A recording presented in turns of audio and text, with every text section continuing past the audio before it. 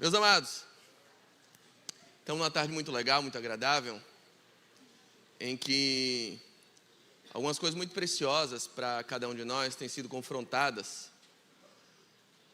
e algumas lições, algumas brincadeiras têm sido feitas. Então tudo isso é muito contextual, a gente tenta dar leveza, são assuntos densos. Batalha espiritual é um assunto pesado, chamado é um assunto caro para muita gente. A gente sabe o quanto há de preciosidade nesses temas que estamos abordando. Estamos tentando fazer uma abordagem leve, que tem de ser respeitosa, tem de ser humilde dentro da nossa capacidade. A gente não está aqui para cuspir, pronunciar verdades irrefutáveis, pelo contrário. O objetivo também é desafiar a pensar, a confrontar nossas convicções e pensar, será que é isso mesmo? Será que você não entendeu errado? Será que nós não entendemos errado? Será que nós não engolimos a seco a primeira menção que recebemos acerca de determinado tema e viemos repassando? E pior, viemos pautando a nossa vida, a nossa missiologia, os nossos ideais de vida em cima disso? Eu sei que tem muita gente que vive travada nas atividades, nos relacionamentos, na vida profissional, na carreira, porque simplesmente ainda não descobriu o chamado e vive deitado eternamente em berço esplêndido, esperando o chamado chegar, ele brotar, esperando uma profecia, uma palavra profética destravar o seu chamado. E enquanto isso a vida vai passando, e aí você está esperando uma revelação de Deus, um sinal miraculoso, um anjo do céu aparecer, um profeta te ligar, um bilhete premiado aparecer no seu biscoito, para dizer se você faz missão esse ano ou ano que vem. Cara, eu não sei, olha sua conta bancária, tem dinheiro para esse ano? Vai, não tem, vai ano que vem, junta. A vida é muito menos mística do que a gente imagina, e é por isso é importante a gente repensar e pensar efetivamente, para que efetivamente fomos chamados? Para que de verdade estamos aqui? Que tipo de batalha precisamos estar inseridos? Porque pode ser que você até hoje esteja tentando quebrar sofismas e pensamentos malditos que foram colocados em sua mente através de leituras cristãs, que te empoderaram erroneamente, que disseram que você tem um poder que não tem, e que fizeram o seu foco estar apontando para um lugar que absolutamente não existe. O tema que eu quero tratar hoje com vocês é sombrio, é tenso, vai bagunçar muita coisa. É um assunto que eu nunca falei, pelo menos não dessa forma. Então vou cavucar muito texto bíblico. Quero que vocês estejam comigo. Quem não tomou café, dá tempo ainda de pegar um café para não piscar. Então eu preciso de vocês atentos comigo. Vou usar algumas ilustrações, mexer com o imaginário, mexer com alguns itens da nossa cultura, porque quero falar sobre um dos personagens mais importantes da vida de vocês. Quero falar sobre uma pessoa que tem influenciado escolhas todos os dias. Quero falar sobre uma pessoa que vocês possivelmente pensam que veio de um lugar de onde ele não veio, e acham que ele tem certos dotes, certas aptidões, certas características e qualificações que ele não tem,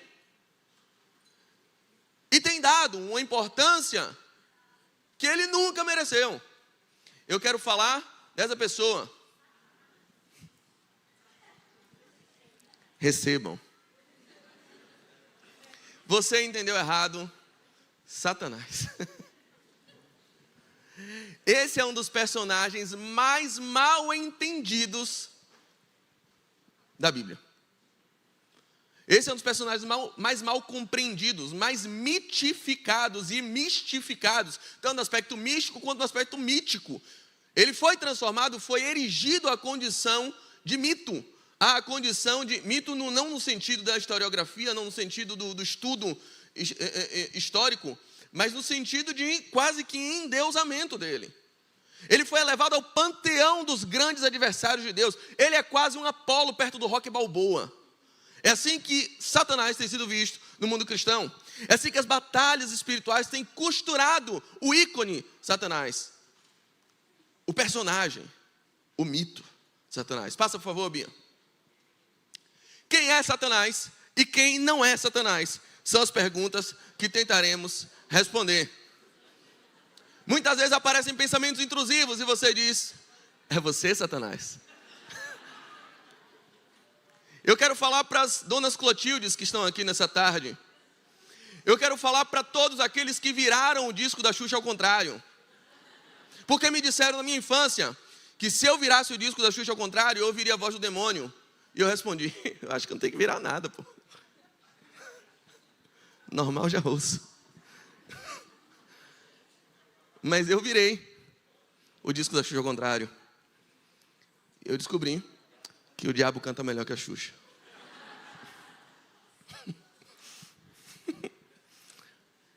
E eu fiquei imaginando se no inferno eles viravam o disco do diabo ao contrário. E ficavam com medo, sei lá, um negócio de um hilariela. Isso tudo me atormentou na infância. Eu colocava espelho na metade do CD e aparecia um bode. Quase virei maçom por causa disso. Tudo isso fez parte da minha... Eu tive o privilégio de nascer num ambiente cristão. Fui contaminado, fui introduzido à doutrina da demonologia, com todos esses elementos que já foram mencionados aqui, com Rebecca Brown, com Daniel Mastral, com todos os elementos do místico. Pessoas que fizeram doutrinas, fizeram teses de doutorado, dissertações sobre demonologia, sobre demônios, sobre estruturação dos demônios, como conversando com endemoniados. Ou seja, o demônio doutrinando a igreja sobre os demônios. Com quem você aprendeu isso? Com o demônio. Tipo o pai da mentira. Foi quem te ensinou tudo que você sabe sobre o demônio. Entrevistando pessoas endemoniadas e que diziam que, na verdade, estavam possuídas pelo ritmo ragatanga. Pode colocar por dentro? Por dentro da camisa? Ela não vai dar, não. Acho que não dá, não. Tá no bolso. Pessoas possuídas por esse ritmo tão inebriante acabavam falando, entregando o jogo, falando sobre o que viram, o que não viram no reino das trevas e desmistificando todo o reinado. E a partir disso, os púlpitos das igrejas se viram tomados de doutrinas e mais doutrinas sobre demônios, de análises, de instituições, de estruturações, de teses, de cursos sobre os demônios, sobre como derrotar os demônios, sobre como se organiza o reino dos demônios, o reino das trevas, sobre como se estrutura, sobre o plano de carreira do demônio, que começa como um diabinho até chegar no Bafomé. E tudo isso foi circulando no meio cristão. E a gente vai enxergando o demônio em todo lugar. E a gente vai enxergando ele em todos os ambientes, nos desenhos animados, no mundo da Disney, no Chaves, no Chapolin. Ele está em todo lugar. Ele permeia o nosso imaginário. Mas, efetivamente, eu preciso responder para vocês quem é o demônio e quem não é o demônio. Quem não é Satanás. Quem não é. Passa, por favor. A primeira coisa que eu preciso dizer para vocês é que Satã não é Lúcifer. O nome Lúcifer não é uma alusão original a Satã. Vamos lá. Quando a gente começou a desapegar dessa onda mística de entrevistar endemoniado, não, vamos estudar, vamos para o livro, vamos para a Bíblia. A gente resolve estudar a Bíblia e parte inicialmente de 2 textos bíblicos que doutrinaram toda a nossa cosmovisão sobre a origem de Satanás, sobre o plano de Satanás, sobre para que ele foi criado e para que ele nasceu e como ele se tornou Satanás.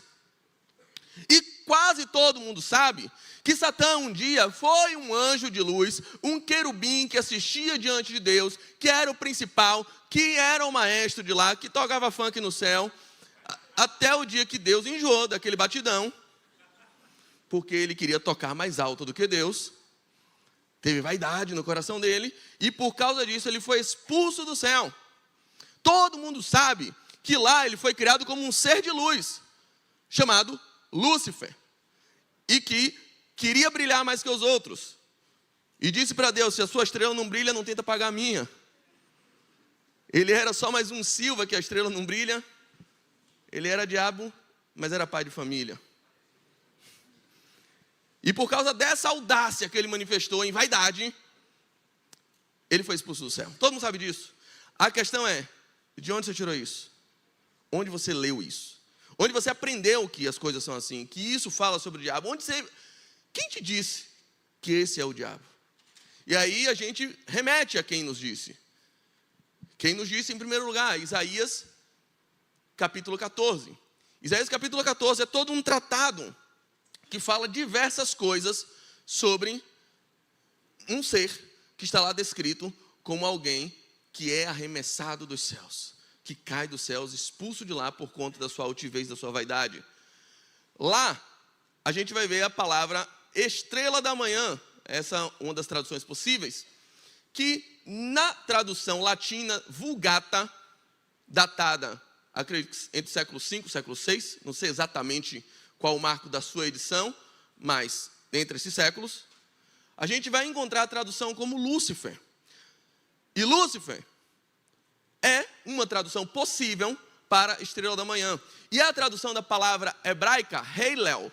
E Heilel pode ser tanto apenas um título. Olha, cara, você era muito bom, você era tipo a estrela da manhã. Um título, um elogio. Ou pode ser um nome próprio de um personagem mítico babilônico, que era um herói que tomba e tem a queda retumbante quando tenta ascender aos céus. Então poderia o escritor fazer um trocadilho, dizendo você era o Heilel, tanto aquele que brilha, quanto aquele portador de luz, quanto o herói babilônico, que estava ascendendo aos céus. E esse ser cai e tomba, o filho da luz, ou estrela do amanhecer, ou portador de luz, que essa Bíblia, a Vulgata, tradução de São Jerônimo, com o objetivo de trazer uma tradução popular para ser utilizada nas liturgias da igreja, tenta compilar e traduz como um nome próprio, Lúcifer. Muito tempo passa, 1000 anos passa, e aí no século II, surge um homem chamado Orígenes, que começa a ler esse texto e diz, olha, esse texto, ele fala profeticamente, ele fala de forma alegórica de Satanás. Satanás foi quem travou essa batalha com Deus nos céus. Satanás foi quem elevou o seu coração em altivez, em vaidade, e foi expulso dos céus. Por isso, o ser Lúcifer é Satanás. Essa é uma leitura de 1000 anos depois do texto ter escrito. E é a primeira vez que esse texto, ou pelo menos a primeira vez que eu tenho conhecimento da datação de referência desse texto a Satanás. Isso vai aparecer no século II. O nome Lúcifer, em latim, uma das acepções dele é o planeta Vênus, que a gente conhece aqui no Brasil como estrela d'alva, estrela da manhã, estrela da alva, do alvorecer. É o nome do planeta Vênus. É também o nome de um cybercop. Eu não sei quem pegou esse tempo desses desenhos. E por que eu estou falando isso? Porque o cybercop era uma trupe, parecendo os Power Rangers de antigamente, japonês, oriental, onde não se tem tanta a influência cristã ocidentalizada, e onde ninguém acredita que Lúcifer é o diabo, ou não acreditava naquele tempo. Sendo que o nome Lúcifer foi atribuído ao cybercop mais poderoso, e aquele que só faz o bem, e aquele que só faz coisas boas.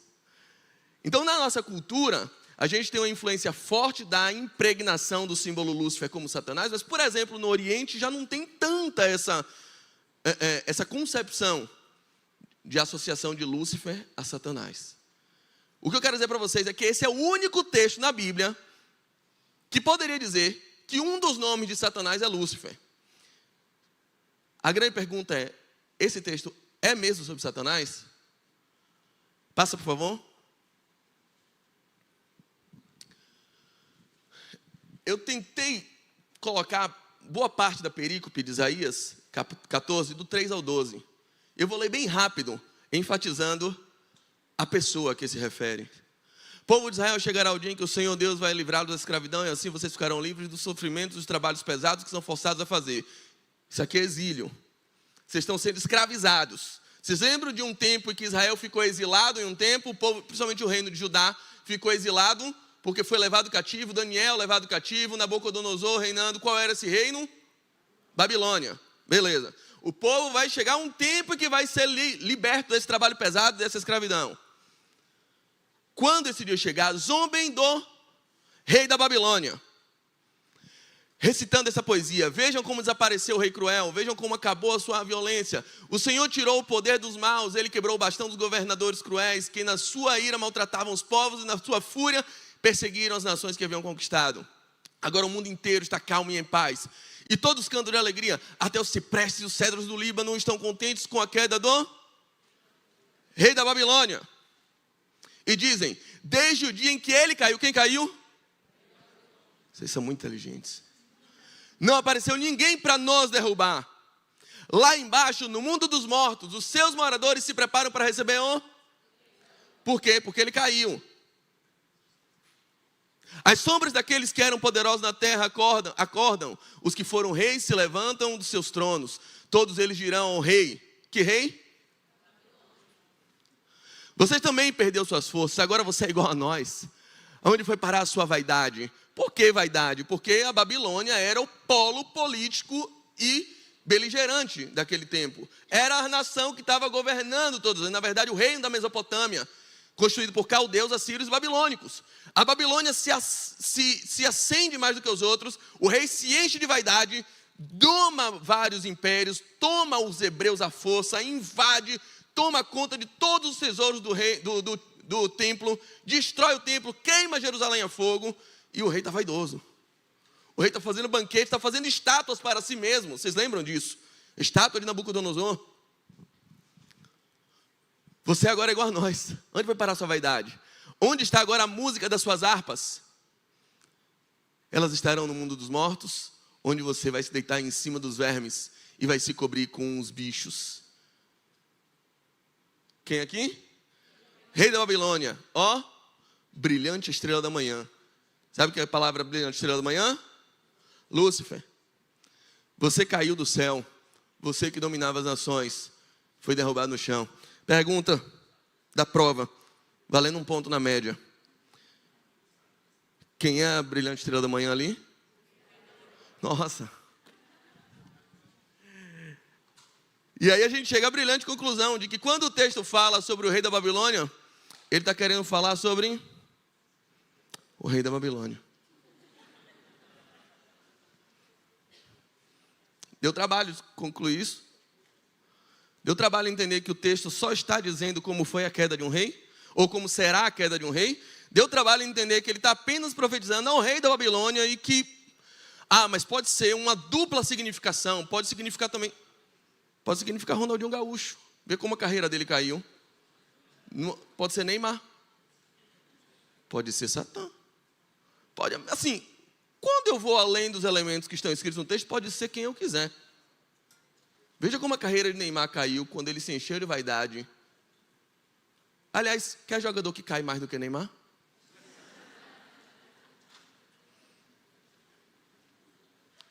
Isaías 14 é sobre o Neymar.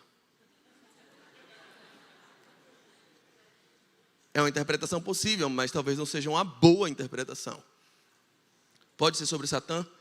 Pode. Com boa vontade. Pode ser sobre quem você quiser. Até o João do caminhão.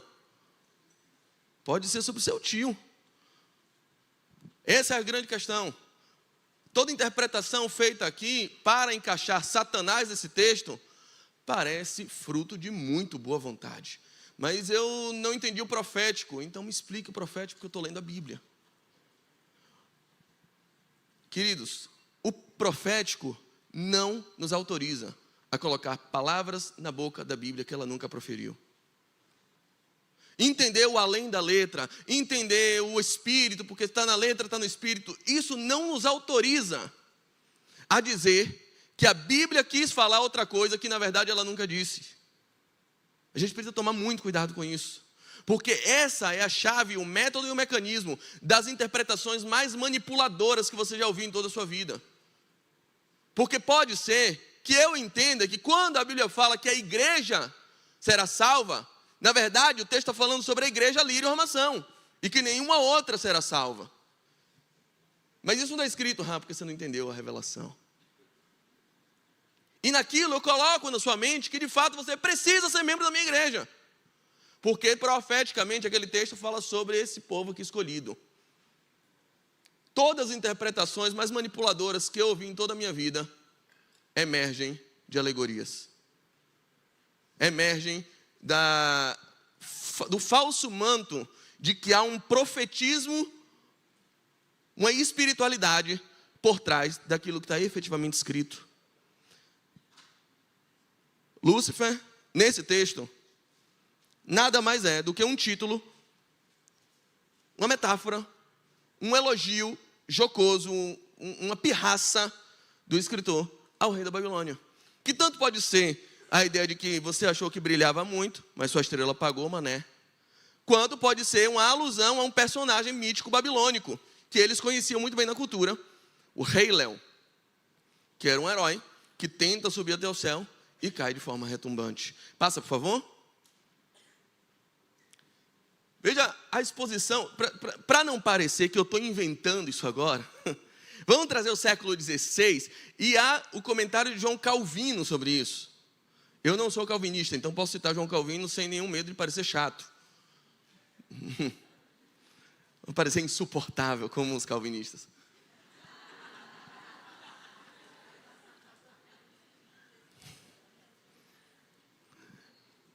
Daqui a pouco vocês têm um Fontana aí, pastor presbiteriano.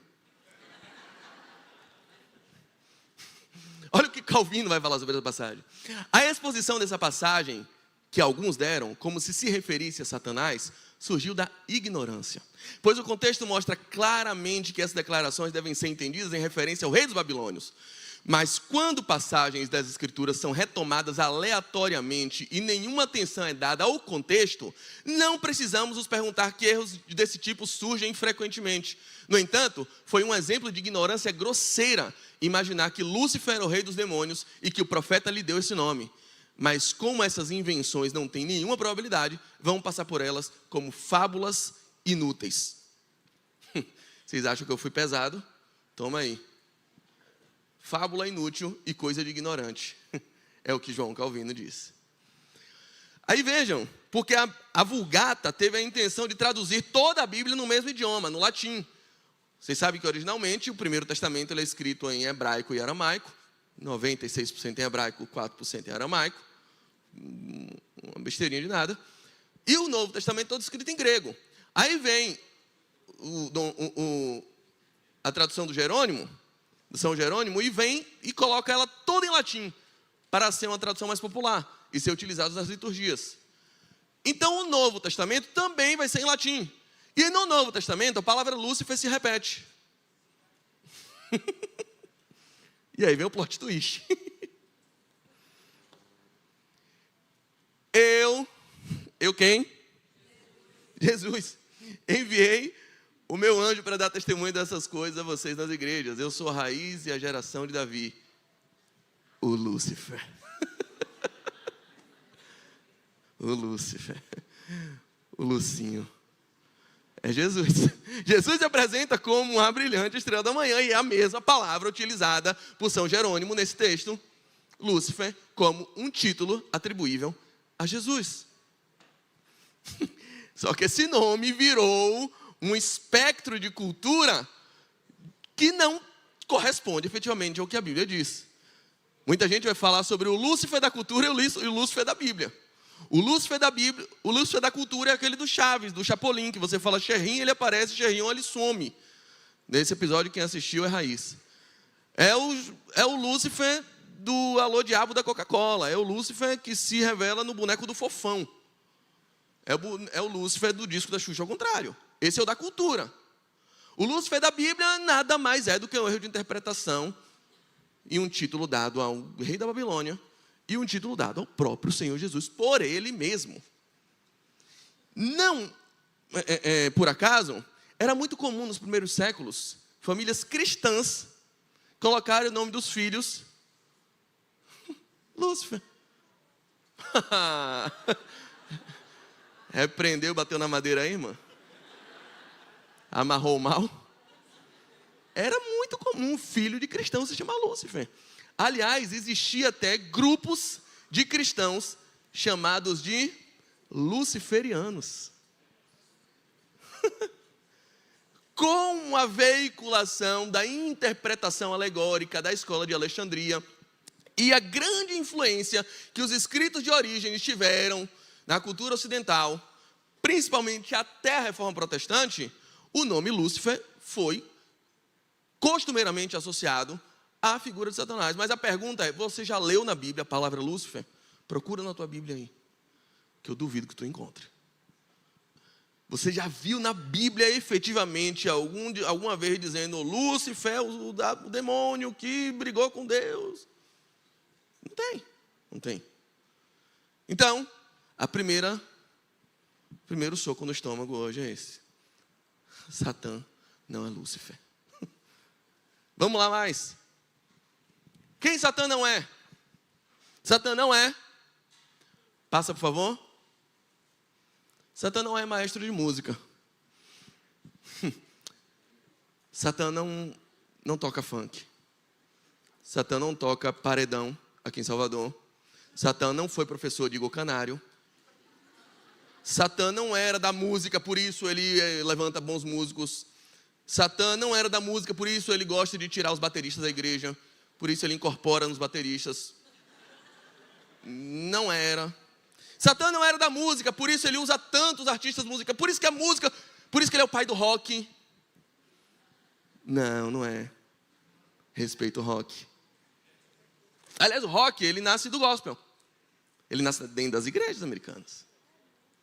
É mesmo? Não foi Satã. A Bíblia fala que Satã é o pai da mentira, não do rock. A única filha, ele tem filha única. Não existe essa ligação de Satã com a música, com os instrumentos musicais, com o surgimento da música, com um espectro de alguém que foi maestro de música no céu, tocador, instrumentista no céu, e por isso caiu e agora só usa a música para o mal. Por isso, toda vez que você coloca a música do mundo no seu carro, o pneu fura. Por isso que toda vez que você escuta uma música do mundo, você está condenando a sua casa, atraindo demônios. É por isso que eu só escuto música de Marte. Porque as outras músicas, todas que tem no meu Deezer, no Spotify, são todas do mundo. Impressionante. E até os crentes fizeram ela no mundo mesmo. E aí, qual é o fundamento disso? Desses demônios que entram pelo seu Spotify? Satanás era maestro de música. E onde a gente lê isso? Outro texto, Ezequiel, capítulo 28. E quem foi que disse que Ezequiel, capítulo 28, fala sobre Satanás? Orígenes de novo. Miserável, quem está te ensinando? De novo, Orígenes, na tradição alegórica. E veja, gente, Orígenes, ele vem de uma tradição muito influenciada pelo neoplatonismo. O neoplatonismo, que tinha uma tradição em Alexandria de Fílon, de pensadores neoplatônicos que viam o mundo a partir de um dualismo, que tentavam enxergar as coisas e o valor do mundo imaterial, das coisas do espírito, de um mundo não tangível, a mesma doutrina que influencia diretamente o gnosticismo, um dualismo que separa corpo do espírito, que espiritualiza o mundo imaterial e que demoniza o mundo material. Esse mesmo pensamento é o pensamento que influencia de forma muito forte todo o pensamento alegórico da escola interpretativa. E só um ponto, eu não quero demonizar Orígenes, até porque quem gosta de ver demônio em tudo é ele. Não, Orígenes teve um legado muito contributivo também para a igreja, para os pais da igreja. O legado dele é muito importante. Eu estou falando não da má intenção de Orígenes, longe disso. Eu estou falando de efeitos deletérios que a má utilização do legado de Orígenes causou no legado da igreja. Um deles é você virar disco da Xuxa ao contrário, para tentar achar o maestro de música e o verdadeiro autor intelectual das músicas. É isso. E aqui Vamos tentar examinar de forma, assim, de forma alfabetizada o texto, para a gente ver de quem ele está falando. Acaso dirás, leitura dinâmica, acaso dirás àqueles que o mataram, sou um Deus? Para eles você não será Deus algum, mas apenas homem. Ou seja, o texto está falando de alguém que é apenas homem. Um homem, apenas homem. Morrerá de forma vergonhosa nas mãos de estrangeiros. Eu, Senhor soberano, falei. Também recebi essa mensagem do Senhor. Filho do homem, humano, entoa esse canto fúnebre para quem? Rei de Tiro. Tiro era uma nação próxima de Israel. E por ser próxima de Israel, era uma nação que historicamente tinha muitas alianças com Israel. Salomão, para construir o templo, ele faz uma aliança com Irão, rei de Tiro, compra madeira, compra uma série de materiais. O maior fornecedor do templo de Israel, do templo de Jerusalém, foi a nação de Tiro. E Tiro faz aquela aliança histórica, e no momento em que Israel se vê alvejado pela Babilônia, a Babilônia se levanta contra Israel, Tiro cruza os braços, vira as costas e diz: tenho nada a ver com isso, tenho mais o que fazer, não devo nada a Israel. No capítulo 26, Deus se levanta contra a Babilônia e se levanta contra Tiro. Babilônia, você vai pagar caro porque está invadindo Israel, porque está martirizando Israel. E Tiro, minhas contas eu também acerto contigo. Você foi traíra, você foi cocó, você se acovardou. Israel era seu parceiro, Israel era corrente, e você largou ele no esparro. Deus tem um juízo contra Tiro desde o capítulo 26, que se repete no capítulo 27. Você achou que você estava muito poderoso, seu comércio prosperou, você estava muito bem. Só que uma coisa, eu coloquei você estrategicamente perto de Israel. Era para você guardar Israel, era para você acudir Israel, era para você ser um parceiro de Israel. Mas não, Tiro, você só pensa em você, você foi vaidoso. Porque você diz: eu não preciso mais de Israel para nada, eu prosperei. E aí, ele diz assim: cante agora um cântico fúnebre, cante uma música de enterro para o rei de Tiro. Depois de falar o capítulo 26 inteiro sobre o rei de Tiro, o capítulo 27 inteiro sobre o rei de Tiro, aí vem o início do capítulo 27 sobre o rei de Tiro, aí vem o capítulo 28, ele continua: transmita-lhe a seguinte mensagem: você era modelo de perfeição, cheio de sabedoria e beleza. Era a nação que estava prosperando, estava no Éden. Aí vai dizer: o rei de Tiro não estava no Éden. Éden aqui é uma metáfora, e aí é o pensamento que ele vai construir, é uma metáfora para Israel. Você estava ali colado com o Éden, colado com o paraíso, colado com o reino que carregava a presença de Deus. No Éden Deus se manifestava, em Israel Deus se manifestava. Você estava lá pertinho da nação que carregava a presença de Deus. Suas roupas eram enfeitadas com todas as pedras preciosas, rubi, topázio. Aí fazer: era no Éden que estavam essas pedras. Chega lá em Gênesis, procura essas pedras, não tem. Essas não são as pedras que estavam no Gênesis, que estavam no Éden. Essas eram as pedras que estavam na roupa dos sacerdotes, para dizer: vocês tinham acesso ao templo, você tinha acesso ao santuário, você era parceiro de Israel, você era abençoado com as bênçãos que estavam sobre Israel. Esse é o recado que Deus está dando para Tiro. Todas trabalhadas com cuidado para você, sobre o ouro mais puro, foram-lhe entregues no dia em que você foi criado. Eu escolhi e ungi como querubim guardião.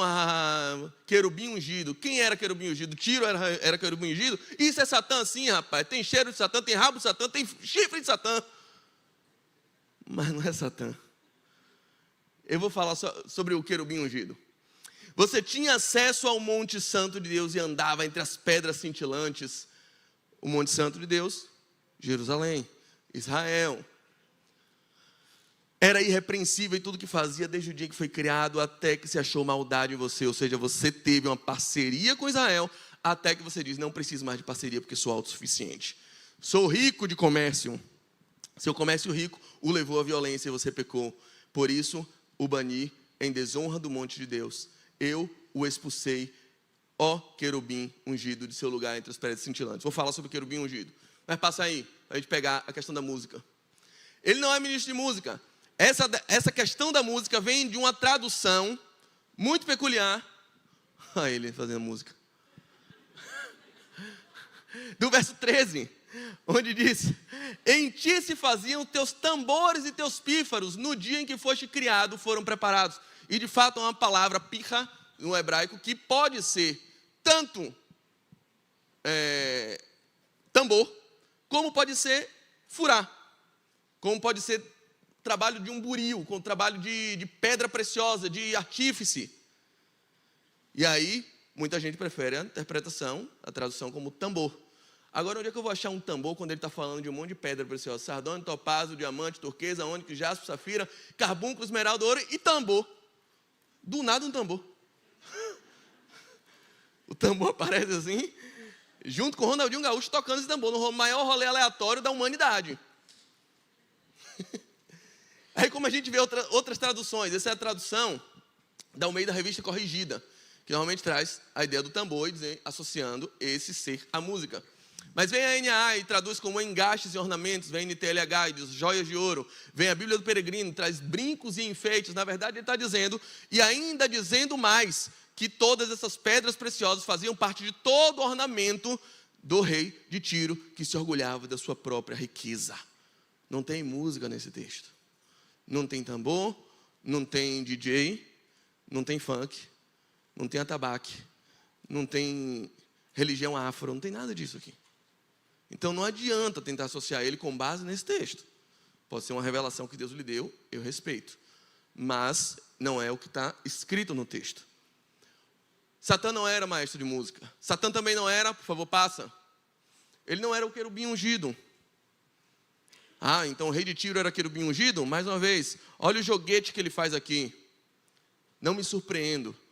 Até mesmo Satanás se disfarça de anjo de luz. Aí por causa disso muita gente, é Satanás, eu querubim ungido. Gente, ele não está dizendo que Satanás é um anjo, ele está dizendo que Satanás se disfarça. Se ele se disfarça é porque ele não é. Ele se disfarça de anjo, mas ele não é anjo e muito menos querubim.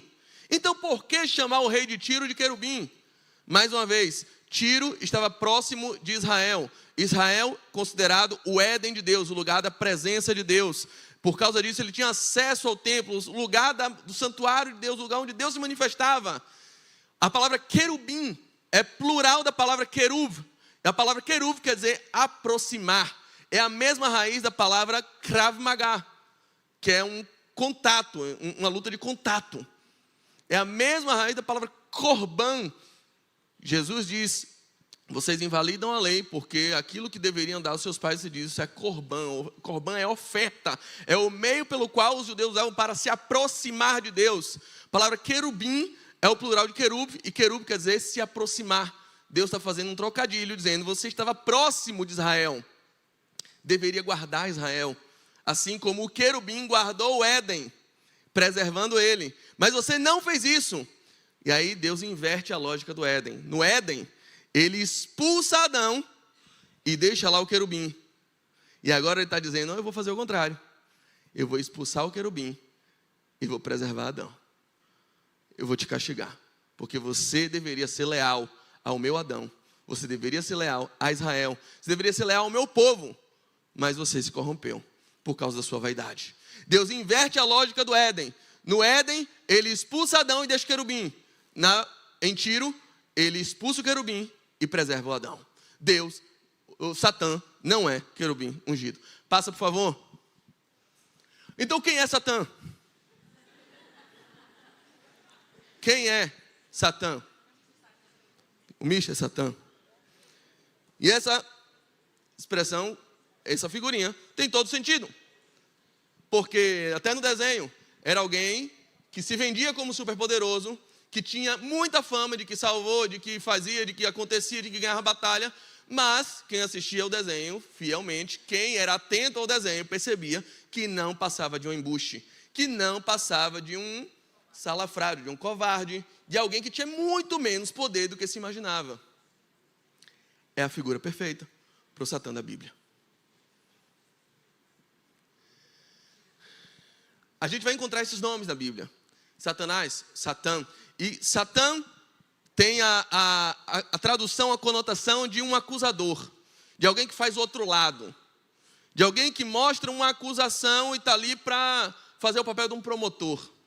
Se tem algum promotor de justiça aqui, você é meu inimigo. Sai, Satã. Diabo, diabolos. Aí a gente já vem na palavra grega, que já ganha uma conotação de alguém inimigo, de um arqui-inimigo, de um caluniador, de alguém que vem para também acusar um opositor, mas com um papel de inimigo, um papel de rival. E a gente tem os demônios, daimonion, que tem mais ou menos a mesma conotação do diabolos dentro do espectro grego. Uma revelação progressiva. O que eu quero dizer com revelação progressiva? É a maneira que nós temos de entender como o Novo Testamento lê o Antigo. Porque no Antigo Testamento, a figura de Satanás, ela tem uma conotação, ela tem uma figura, ela tem um estigma bem diferente do Novo Testamento. No Novo Testamento a gente vê Jesus caracterizando o diabo como inimigo de Deus, como inimigo do homem, como alguém que vem para dominar vidas, como alguém que faz uma criança ter ataques epiléticos, como alguém que faz um homem se jogar e tentar se matar, se atear no fogo, como alguém a ser combatido, como alguém que nós devemos expulsá-lo para mostrar que ele não dominará as hostes potenciais da terra, como alguém que vem para trazer doenças, como alguém que vem para trazer morte, como alguém que vem para trazer caos. Esse é o demônio, esse é o diabo do Novo Testamento. No Velho Testamento, a figura dele é muito menos proeminente. No Velho Testamento, às vezes que Satã aparece, e aparece com o nome de Satã, ele aparece de forma apenas a fazer um contraponto. Ele apenas como acusa, ele acusa e se sai. Ele induz a erro e tira o time de campo. E pouquíssimas vezes ele é mencionado, até nas tragédias de Israel, Satã não tem um grande papel. Mas no Novo Testamento, a gente vê ele com mais preponderância, com um papel mais ativo. Entendemos, portanto, que a revelação é progressiva. Jesus vem trazer luz a esses eventos que anteriormente não eram tão suficientemente entendidos e que agora se clarificam pela visão de Jesus para mostrar que há uma guerra a ser feita contra as hostes malignas. E essa guerra, muito bem abordada aqui pela palestra do pastor Diogo, é uma guerra, sobretudo, ideológica, que vem sendo colocada na mente do homem para induzi-lo ao pecado, para induzi-lo às péssimas escolhas para a sua própria vida. Por favor, avança. Satã. Ha-Satã é a expressão que aparece no livro de Jó, é a expressão que aparece em Zacarias, na experiência de Zacarias, é a expressão que aparece na experiência de Balaão. Ha-Satã, um acusador, uma pessoa com essa, ou um ser, ou um ente, com essa missão de acusar. Bem nessa figura aqui, exposta no cordelismo regional, na obra de Ariano Suassuna, um ser que vem para dizer João Grilo merece ir para o inferno, que vem apenas com argumentos para acusar. Esse é o papel que ele exerce em Jó. Ali em Jó e em Zacarias, duas vezes que ele aparece como um promotor de justiça, como um acusador, não aparece como um nome próprio, o Satanás, mas um acusador, um Satã. E por isso muitas pessoas interpretam, tem muitos estudiosos que interpretam, que pode não ser a figura do Satanás, mas alguém que aparece na corte de Deus, que diz simplesmente uma acusação. Eu gosto de interpretar como o ser satânico, como o demo, porque Apocalipse 12 vai ler a ideia de que eles tinham acesso ao céu e acusavam os santos, e até que foi expulso de lá para perder esse acesso. Então parece que o escritor de Apocalipse lê esses eventos de acusação de Satanás e vê na figura do demônio mesmo, do diabo, esse acusador. Então aqui, embora ele não apareça com um nome próprio, ele aparece acusando. E vai aparecer como um nome próprio pela primeira vez em Crônicas, por favor, passa, 1 Crônicas, capítulo 25. Capítulo 21, quando o Satã, pela primeira vez ele aparece como uma pessoa identificada, se levanta contra Israel e incita Davi a levantar o censo contra Israel. O censo de Israel. Só que esse mesmo evento é descrito em 2 Samuel, capítulo 24, como dizendo que foi Deus que fez isso. Deus incitou, ou Satã incitou Davi a fazer o censo. Mas uma difícil interpretação e difícil conclusão. O que é que nós entendemos? O texto de Samuel foi escrito primeiro, e ele diz, Deus o incitou.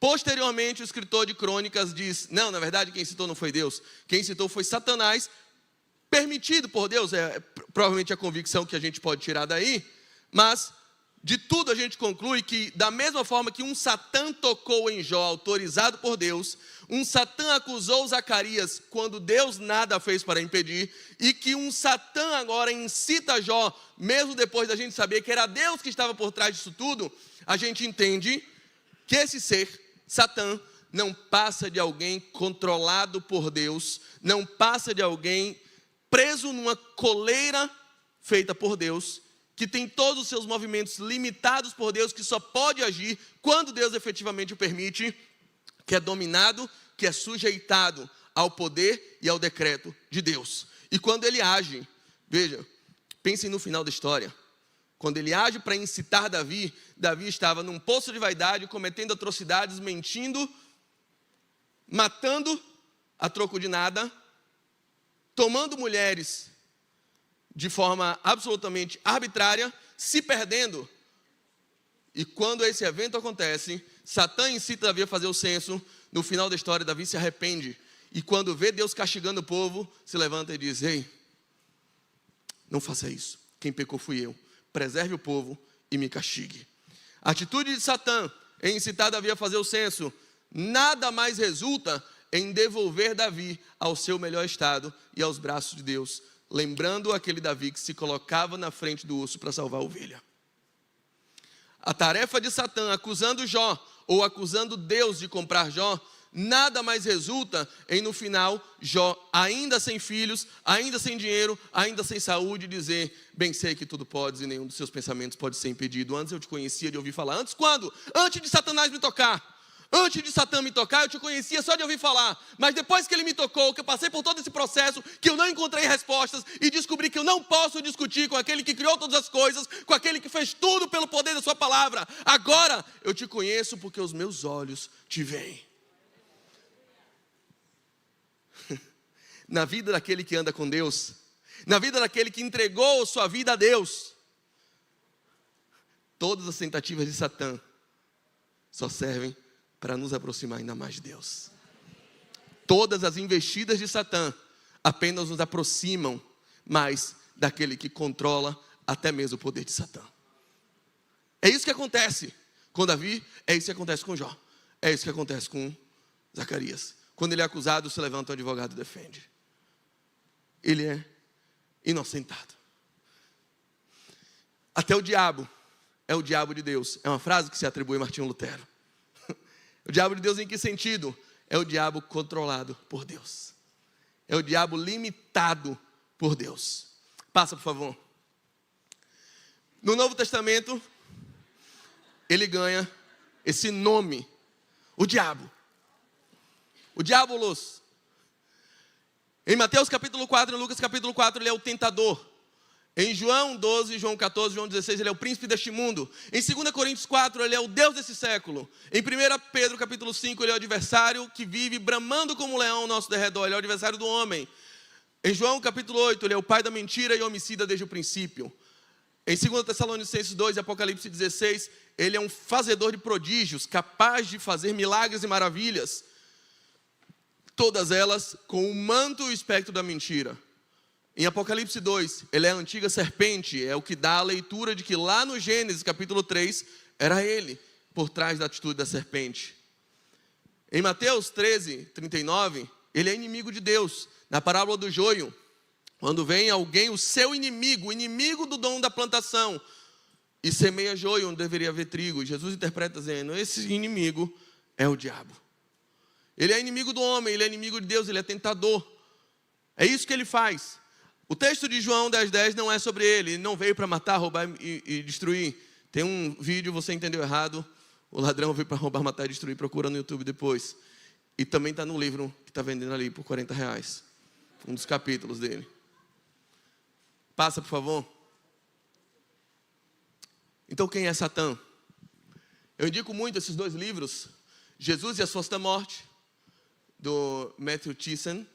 Eu indico o Michael Heiser, O Mundo Invisível. Tem um artigo do Dale Basil Martin que é When Angels Become Demons, quando os anjos viraram demônios. E nessas três obras, tem como bons acadêmicos gostam de descrever quem é Satã em toda a Bíblia. Para Matthew Thyssen vai dizer: Satanás é uma força associada à impureza, à morte e à desordem. Não necessariamente um ser pessoal com atributos teológicos fixos. Satã é alguém imutável, que vai se mudando com um espectro camaleônico em toda a palavra, em toda a Bíblia, ganhando novos espectros ao longo da história.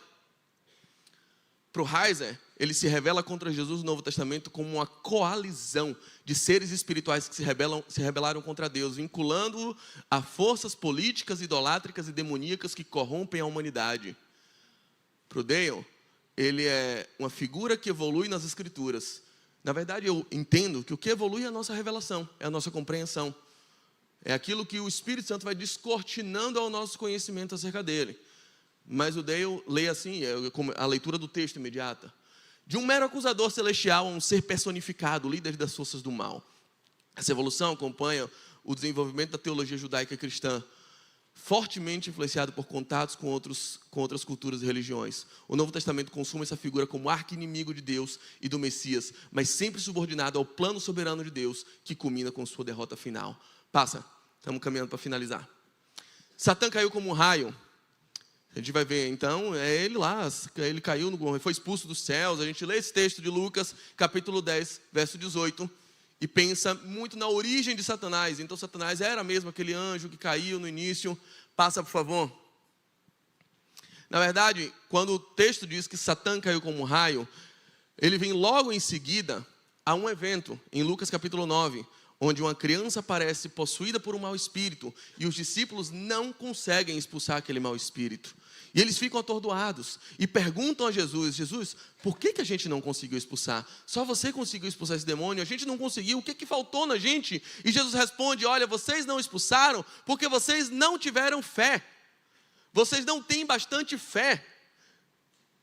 Eu afirmo para vocês, se vocês tivessem fé, até um monte vocês mandariam se mover, ele se moveria. E aí ele diz, e aí tem um texto ali no final que diz assim: esse tipo de demônio só pode ser expulso com oração e com jejum. Tem muita gente fazendo jejum para expulsar demônio, mas Jesus não está dizendo isso. Jesus está dizendo que o que faltou não foi jejum, o que faltou foi fé. E ele aconselha que faça jejum e orem, não para expulsar o demônio, mas para aumentar a fé. O jejum nos ajuda a aumentar a nossa fé, porque nos empodera daquilo que é espiritual, enquanto nos abstemos daquilo que é material. Foca o nosso olhar, a nossa vertente, o nosso vetor para aquilo que é espiritual. A gente se abre mão do bom pelo melhor. Então nós nos enchemos de fé. Em seguida, em Lucas 10, saem 72 em uma missão e voltam muito alegres. E eles disseram: até os demônios nos obedeciam quando pelo poder do nome do Senhor nós mandávamos que saíssem das pessoas. Aí Jesus respondeu: de fato, eu vi Satanás cair igual um raio. Ele não está falando do início dos tempos, ele está falando da missão dos 70. Jesus está dizendo: eu vi. Estava todo mundo caindo possesso porque os demônios eram expulsos. Pelo poder do meu nome, vocês pronunciavam, os demônios corriam, eu vi, ele foi derrotado. A missão de vocês foi triunfante. Vocês venceram. Vocês conseguiram. Até poucos dias atrás, vocês não conseguiram expulsar demônio de um. Agora vocês expulsaram de uma cidade inteira. Satanás caiu, foi derrotado, igual um relâmpago, igual um raio, retumbante. Mas eu vou dizer uma coisa para vocês, queridos. Muito mais alegria deve haver no coração de vocês, não por expulsar os demônios, mas porque o nome de cada um de vocês está escrito no céu. Passa, por favor. A maior alegria de um crente não é submeter o poder inferior, mas ser submetido a uma autoridade superior. Muito mais alegria do que saber que o demônio tem medo de você, é a alegria de saber que Deus tem amor por você. Que Deus olha para você e sente prazer na hora que aponta o dedo e diz: esse aí é meu filho, eu tenho prazer nele. Muito maior alegria em nosso coração deve haver por um bom relacionamento com Deus do que por uma guerra contra o diabo. Jesus está dizendo claramente: gente, o diabo é periférico. O diabo é muito menor do que vocês imaginam. O diabo, ele treme quando ouve meu nome. Não, calma, não existe essa guerra que vocês acham que existe. Não é Rock versus Apolo. É Rock versus uma formiga. É isso que eu faço com ele. Não tem risco de eu perder para o demônio. Não tem esse medo que empodera a mente de vocês, de que se tiver um quadro que foi comprado em tal lugar na casa de vocês, tem uma porta, uma brecha, uma legalidade, uma seta, que ele vai entrar lá e vai fazer um bagaço, você vai se divorciar por causa desse quadro que você comprou na feira de São Joaquim. Claro que a pornografia que você vê todo dia e o adultério, isso não tem nada a ver. O problema está no quadro. Claro que todas as ideias que você vem ouvindo na roda de seus amigos e normalizando certos comportamentos, tem nada a ver. Claro que as conversas com suas amigas lá na academia, sobre variação sexual, isso aí tem nada a ver. Mas aquele quadro é a seta. Ao invés de tentar ganhar esse poder com atos proféticos contra o demônio, sujeitá-los e bater no peito que o inferno tem medo de você, se empenha a ser amigo de Deus e ter um bom relacionamento com Cristo. E seguir um caráter parecido com o dele. E ter conversas que ele teria com você. E agir como ele age. E amar como ele ama. Passa mais uma vez. No final da história, em Apocalipse 12, a gente vê que Satanás é um ser que perdeu acesso ao céu. Ele conta a história de um dragão que persegue uma mulher que está grávida.